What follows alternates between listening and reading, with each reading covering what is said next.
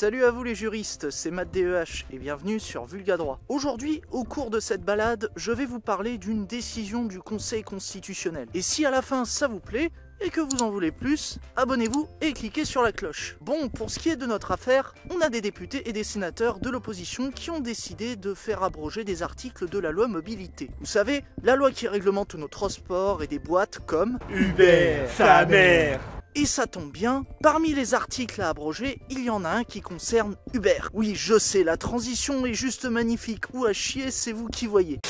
Bon, plus sérieusement, selon un des articles de la loi mobilité, les plateformes comme Uber doivent intégrer dans leur activité des préoccupations sociales, environnementales et économiques. Dans le jargon juridique, on appelle ça la responsabilité sociale. Concrètement, la plateforme peut établir une charte pour déterminer les conditions et les modalités d'exercice de sa responsabilité sociale. Mais surtout, cet article de loi permet à la plateforme d'inscrire dans sa charte que les travailleurs ne sont pas salariés mais indépendants. Et là, je peux vous dire que le Conseil constitutionnel n'a pas apprécié.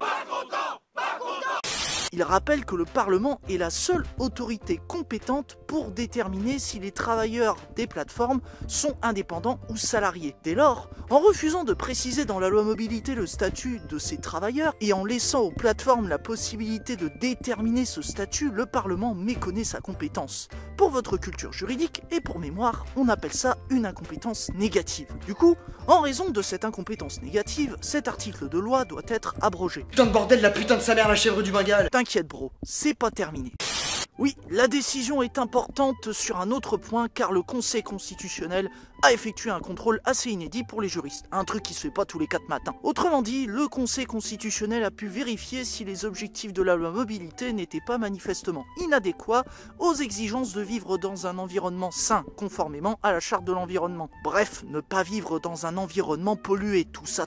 Gauchiste. Et attends, ça veut pas dire qu'il va dire que la loi viole cette exigence. Droitard. Putain, ces hommes de paille sont insupportables.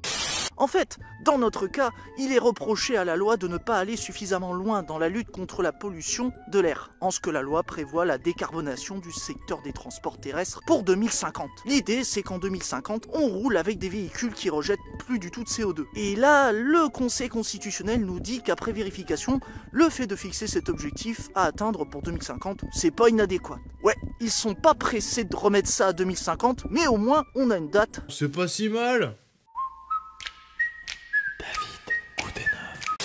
Bon, je crois qu'on va finir là-dessus les juristes. J'espère encore une fois que ça vous a plu. N'oubliez pas de me faire part de votre avis en commentaire et à me dire si mettre des objectifs climatiques à 2050 c'est utile ou pas. Après, n'hésitez pas à me mettre le petit pouce bleu et à partager la vidéo pour le référencement. Et si vous voulez me soutenir financièrement, ça se passe sur Tipeee et Utip. Merci d'avance. Enfin, pour retrouver des vidéastes et des artistes, ça se passe sur le Discord de 404 les tendances perdues et sur celui du prisme des créateurs. Allez, c'était Matt DEH sur Vulgadroit.